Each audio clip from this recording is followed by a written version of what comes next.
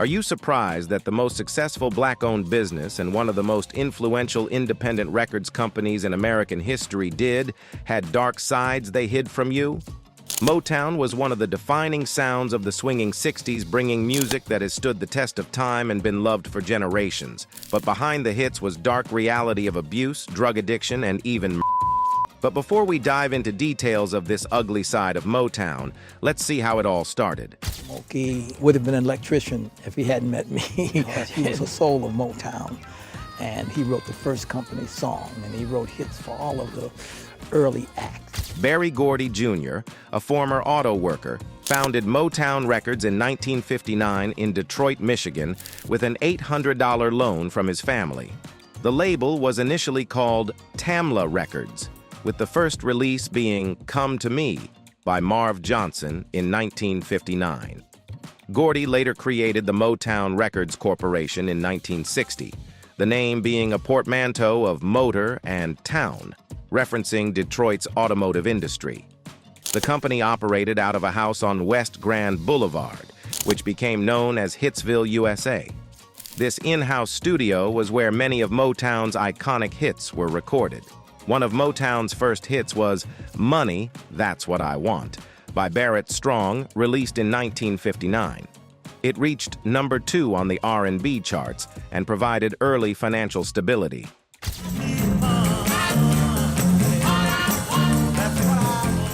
The Miracles' Shop Around in 1960 was Motown's first million-selling record. The Motown Sound emerged, characterized by a strong backbeat, melodic bass lines, and rich vocal harmonies, largely created by the Funk Brothers, the label's house band. Smokey Robinson and the Miracles, Marvin Gay, Mary Wells, and the Supremes were among the early breakout stars.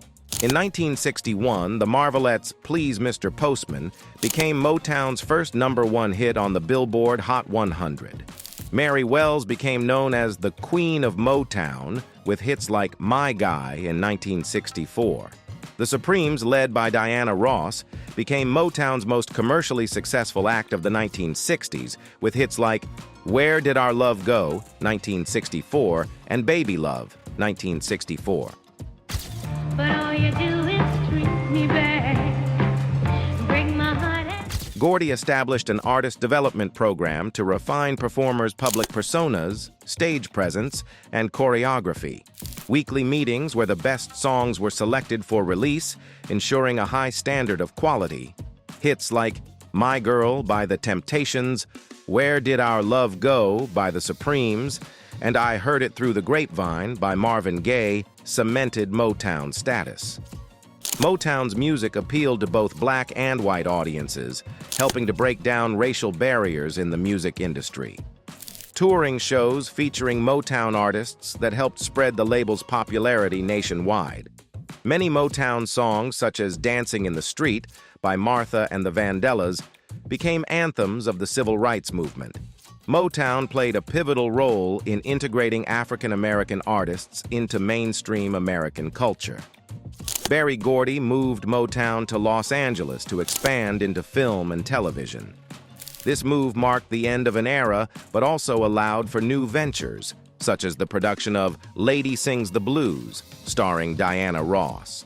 The 1983 television special Motown 25, Yesterday, Today, Forever celebrated the label's legacy and featured Michael Jackson's iconic moonwalk during his performance of Billie Jean. Berry Gordy sold Motown to MCA Records and Boston Ventures in 1988. Now, part of Universal Music Group, Motown continues to influence artists and remains a symbol of a transformative era in music history. Motown's blend of R&B, pop, and soul set a template for future generations of musicians. The style and choreography of Motown artists influenced fashion and dance trends. Motown's music continues to be celebrated through reissues, documentaries, and museum exhibits, ensuring its enduring legacy.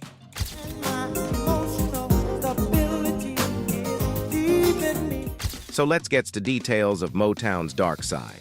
Firstly, Marvin Gaye's murder to abuse and drug addiction. Marvin Gaye was shot dead by his father, who had abused him for years. Marvin Gay was one of Motown's most famous artists, with tracks like Let's Get It On and Healing still regarded as classics 5 decades on. But before he found fame, Gay had a shockingly difficult upbringing, which would then lead to his tragic end. Gay was shot and killed on April 1, 1984, a day before his 45th birthday. The gunman was his father, Marvin Gay Sr., and he died in the family home.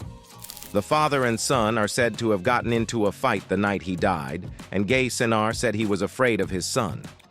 Gay said his father abused him growing up. Gay Jr.'s brother Frankie claimed his final words were, "I got what I wanted. I couldn't do it myself, so I made him do it." Gay Sr., a retired minister, pleaded guilty to voluntary manslaughter and was sentenced to 5 years of probation. When Gay Jr. was a child, his father was very strict with him and his siblings, subjecting them to violent beatings. The singer would later say, "By the time I was 12, there wasn't an inch of my body that hadn't been bruised and beaten."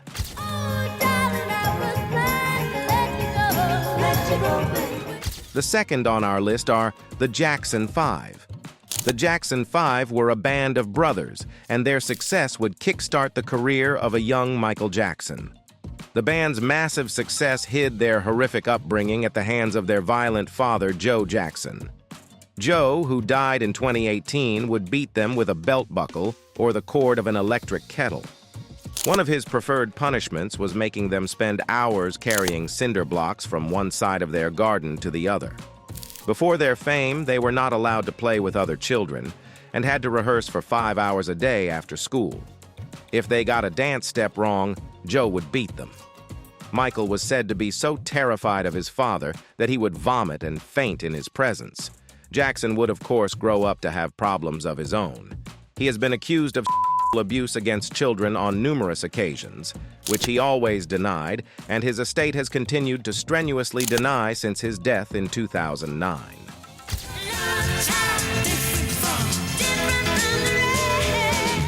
The third on the list are the Supremes. The Supremes were a huge hit. Supremes singer Mary Wilson announced new music days before her sudden death. The Supremes were the biggest girl group of Motown, famed for hits including Baby Love and Come See About Me. Diana Ross was the biggest success story of the group and forged a mega successful solo career. But the other members had less than happy endings. Florence Ballard had a tragic life and died young in 1976 when she was just 32 years old. The singer was just 15 when her father died, and she was raped at the age of 17 by a friend. Ballard drank heavily, which caused conflicts in the Supremes, the band she had formed with her childhood best friend Mary Wilson and later Ross. Wilson later said, "The rape ate away at Flo's insides. She was scared for the rest of her life." Ballard had a failed solo career and suffered financial problems, later ending up on benefits. At 32, she died suddenly of coronary thrombosis. Ross later told Sounds, "There was something inside of her that was just pulling that she wasn't able to handle." The band was hit by further tragedy in February 2021 when Wilson died suddenly at the age of 76. Together, I'm telling you from the start, I can't be torn apart from my God. Mary Wells, who happens to be the fourth, had one of the saddest stories of Motown. She was one of the label's early stars, achieving the first #1 Motown song with My Guy. At age 17, Wells married Motown background singer Herman Griffin, who allegedly cheated on her with a... According to the book Mary Wells, The Tumultuous Life of Motown's First Superstar, Griffin also made Wells get 2 abortions for the sake of her career. They divorced in 1963, and the following year, just 2 years after My Guy's success, Wells walked away from Motown. Unfortunately, her career suffered for the decision. In 1966, Wells married Cecil Womack from the Valentinos, but she later cheated on him with his own brother, Curtis. Wells struggled with depressed and attempted suicide in 1977. She also battled an addiction to heroin. Her years of heavy smoking meant her voice was reduced to a whisper, and she could no longer perform, which left her struggling for money. In 1990, Wells was diagnosed with cancer of the larynx.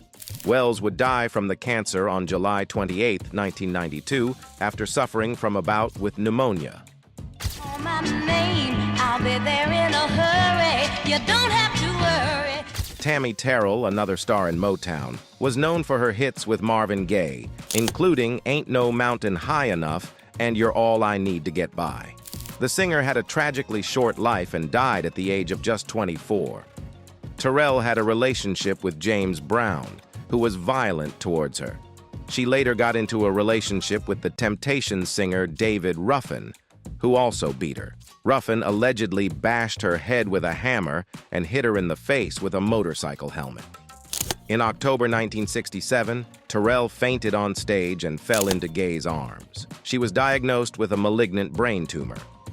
Terrell continued to work, but by 1970, she was confined to a wheelchair and weighed just 93 pounds. She had also lost her eyesight and her hair. Terrell died on March 16, 1970, just a month shy of her 25th birthday.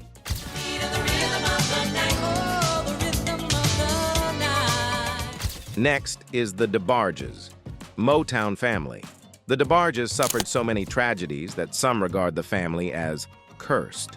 The DeBarge Family had 3 music acts: the band Switch, the group DeBarge, and solo artist Chico DeBarge. Bobby DeBarge, who was in Switch, was addicted to heroin and was sentenced to 5 years in prison in 1988 for drug.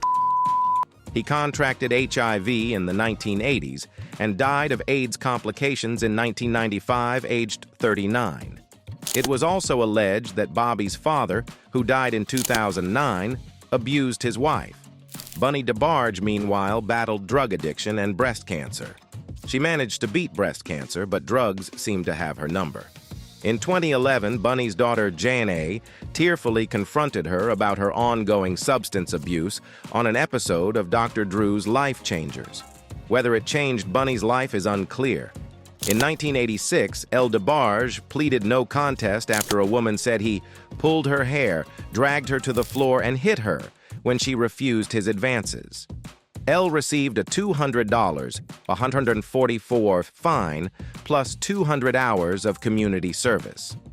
Throughout his career, El DeBarge regularly felt the rhythm of the night, as did the women he spent the night with, which is how El wound up with 12 kids. Per the Toronto Star, the singer has credited his children with helping him get through tough times, but he hasn't always been there for them.